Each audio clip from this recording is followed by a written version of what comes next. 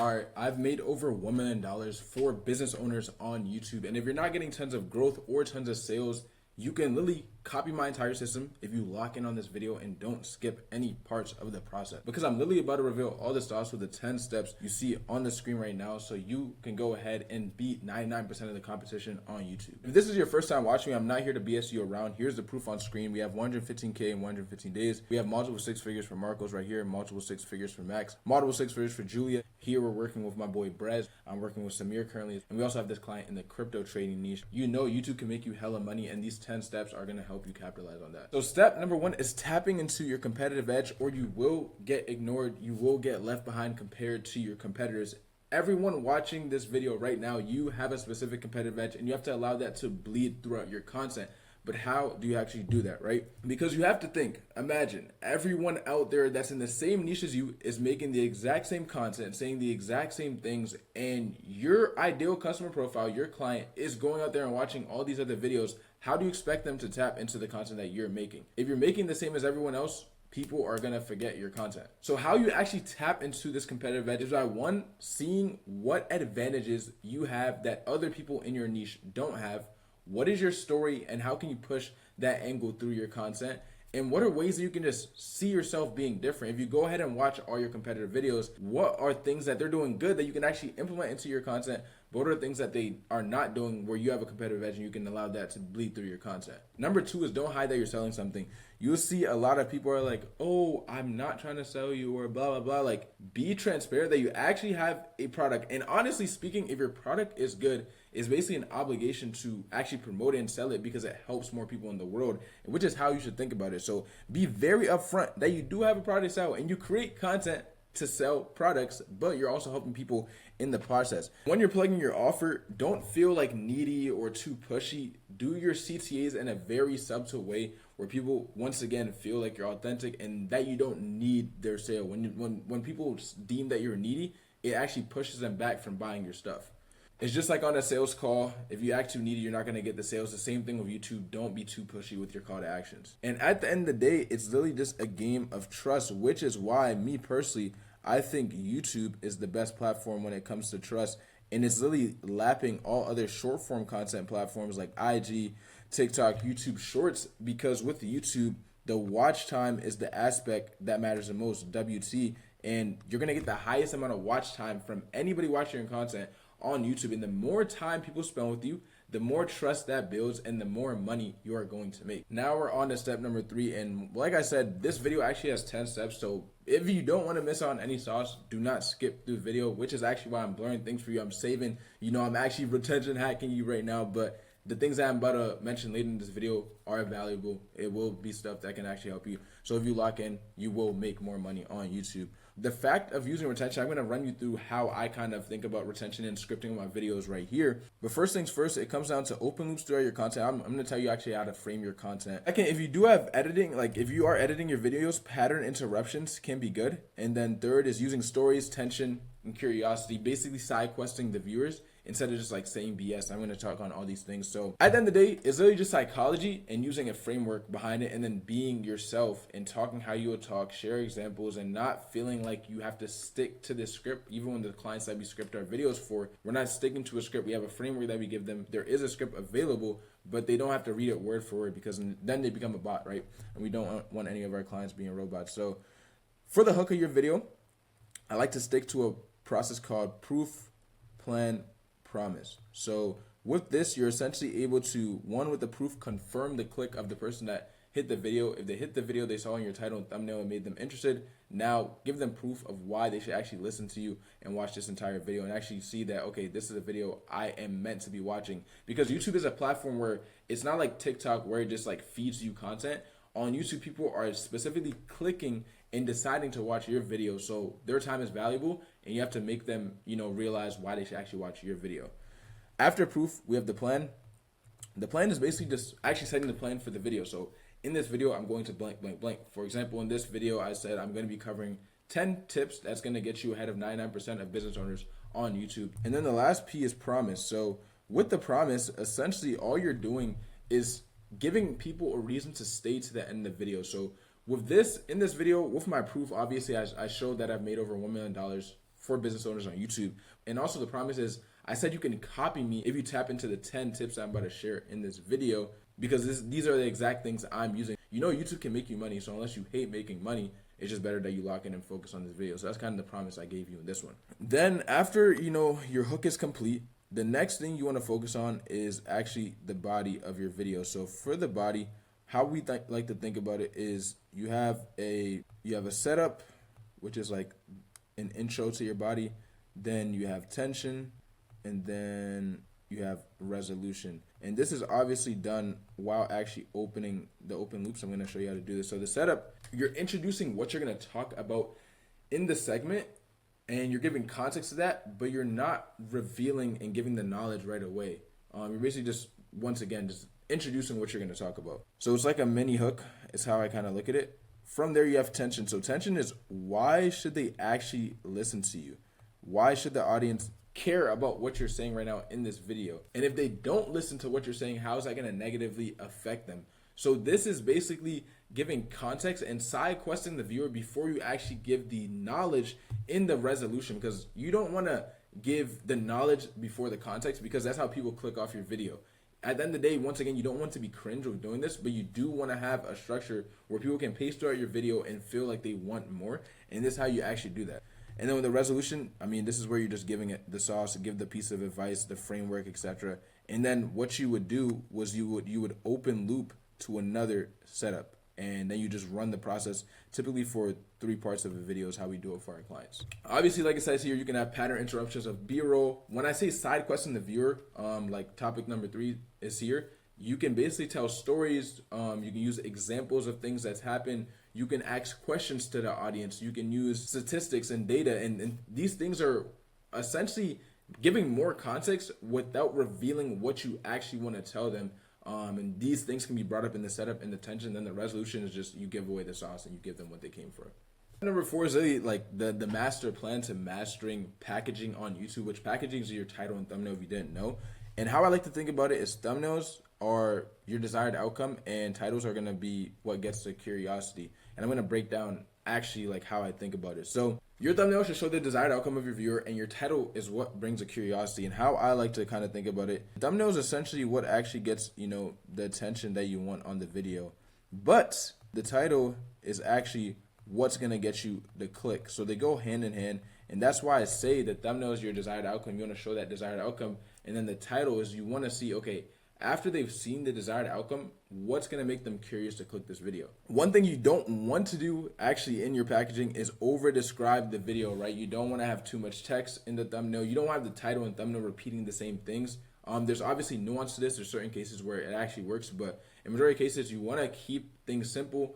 For business channels, the desired outcomes obviously going to be money. So showing graphs, charts as big as possible, like, because you have to think on YouTube, there's so many videos. And once again, YouTube is a platform where people decide to watch your video. So you have to make things as big as possible, as bright as possible, and make things pop. And that's how you show the desired outcome. And that's what's going to actually get the attention. And then think of, like, in your mind, ask yourself a question. If I saw this thumbnail, what title would make me pose a question in my mind to actually click this video? And that's how I think about packaging, because if they don't click on your video at the end of the day, nothing else matters and you're not going to be able to make money. So definitely tap into this tip. And next we have step number 5. So with number 5, essentially use proven frameworks, and you also want to create, like, with those proven frameworks, find ways to be unique and have people stop their scroll on YouTube. Because if you look at most of the content, especially in the business piece, like, a lot of people do not have structure when it comes to their ideas, packaging, on camera stuff. And that's why they fail. When it comes to our titles and thumbnails, we're looking at proven formats, and it's the same thing even when it comes to the on-video stuff, like their scripts, and obviously with the on-camera presence, we're just tapping into their competitive edge and allowing that to bleed through their content. But always look at proven formats and leverage those things, and then tie in your own unique advantages, your own unique things that you want to share into those proven formats, and that's how you make something unique. I guess the format we have for content as CCM, when it comes to like video-wise, obviously, you want to play off of proven concepts, but you also want to leverage a funnel that's also proven to work. And this is the way we think about content. So we have top of funnel content, we have middle of funnel content, and we have bottom of funnel content. And essentially, with all the client channels that we work with and all the ones you see on the Content Cash Media website in this video that I've shown, with the top of funnel stuff, this is basically more broad. At the end of the day, looking to have a bigger TAM, total addressable market, with these videos and bring more people into your funnel, this can be vlogs, this can be, more like business owner advice type stuff, more just broad videos that can bring anybody into your funnel. Middle funnel stuff, we like to do how-to videos. This can be explainer, this can be like tutorial stuff as well.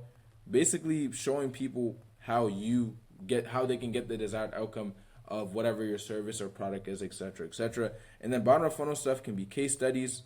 This can also be like a free course. This can just be like niche deep insights. These videos are typically longer and already positioned around people that already know and want to like buy the offer. And I forgot to mention this, but how we think about proven frameworks at CCM2 is reverse engineering all of your content, around your actual ICP and tapping into the pains and desires that ICP has. And that's how we come up with a lot of our ideas. Then we tap into, the proven formats for titles, the proven format for scripts, and we're able to leverage tons and create our own video ideas. You tap into your competitive edge, and then you start leveraging this funnel of content right here. And I mean, if you do it correctly, you're going to be able to generate tons of cash, like the 7 figures we've done for our clients. So now we have tip number 6. And with tip number 6, essentially, I just mentioned playing off of proven formats, right? But if you want to get ahead of the 99% of people, you can't play off of every proven format that is simply inside of your niche. Obviously, I'm not saying don't take inspiration of people inside your niche, but don't always do it, because you can find so much outside of your bubble, and that's how you can actually get like really, really solid outliers. So let's say you find an outlier in a video that's an adjacent niche from yours. For example, right? Let's say you do day trading, right? Because that's that's a big niche that a lot of people understand. An adjacent niche to day trading is sports betting. It's kind of similar, and there's outliers in that niche that could work as well. Or if you want to look somewhere else, you can even look at like outside of your niche. You can look at Mr. Beast. And if we were to come up like with 2 ideas in this case, for the Mr. Beast example, you can do like trading with $100 versus trading with $10,000. And now you've kind of, you have the idea of day trading. It can still hit your ideal customer profile, so you're targeting exactly who you want to sell to, but now it can also hit a newer audience that's more broad, and also, bring in sales but views. And then with the adjacent to sports betting, it's like vice versa. If you see an outlier video in the sports betting niche, you say, this work here, how can I take the proven title structure, not the actual title of the video, but just the structure and how they positioned it, and how can I bring that over to my niche? So that's how I think about taking stuff from different niches. I have videos out on this, so if you want to go peep those, definitely go check those out. But yeah, definitely don't like copy things word for word, and try to go outside the box when it comes to finding outliers on YouTube. And if you can remix them for your vertical, I promise you will see success. And this is another way that you stand out and be able to, be different than the 99%, also while bringing in more cash, like the 7 figures I've done for my clients. So we are now at step 7, and we got 3 more after this, but let's tap into step 7. So step 7 is feedback is gold. I had to realize this even for my own channel. You want to treat your content like a business, and obviously, since we're business owners, we don't have the most time to spend towards content, right? And I'm not saying you need to take it the most seriously, but try to get feedback on your stuff. Have people give feedback on your videos, your titles and thumbnails, because there's things in your blind spot that you can't really see when you're just doing it yourself. So even to this day, I still get feedback from mentors or, people that are on my team and actually saying, is this good? Is this bad? Like, if it's bad, I would definitely want to change it and improve it for next video, whether it's retention, whether it's your titles, your thumbnails, your scripts, even the actual idea, like ask for feedback and treat YouTube like a system and not like it's some just a side hustle, because this is something that can seriously print cash for you. If you look at the biggest business channels out there, Charlie Morgan, Hormozy, Iman, guys like these guys are actually making tons of cash, and that's because they've been actually able to focus and tap into it. And eventually, once your business has grown to a point, I think content should be the main focus, because that's actually what's going to drive you the most amount of money in the bank. So step number 8 is basically shifting from being a content creator to having a content CEO type mindset. It's kind of similar to the last one, but it's a little bit different, because a lot of people think on YouTube that you need tons of views or a huge audience to be able to convert to cash, when that's not true. You can actually convert to cash if you think in the right way and build the proper systems around your titles, around your thumbnails, around your ideation, and then when you're actually on camera, using those similar systems. So content's even bigger than just, doing it yourself. At the end of the day, it is a business within itself. So building out that team, finding ways you're going to delegate that. Obviously, you can come work with Content Cash Media. If you want to do that, just click the first link down below. But besides that, you still want to, map out this big vision that you have for your brand. Even like putting together a vision board for your brand, coming up with your content pillars. How are you actually going to stand out from everyone else? And what is the long-term vision that you have for this brand connected to your business, if that makes sense? Even if it's just a personal brand, it's not really tied to your business.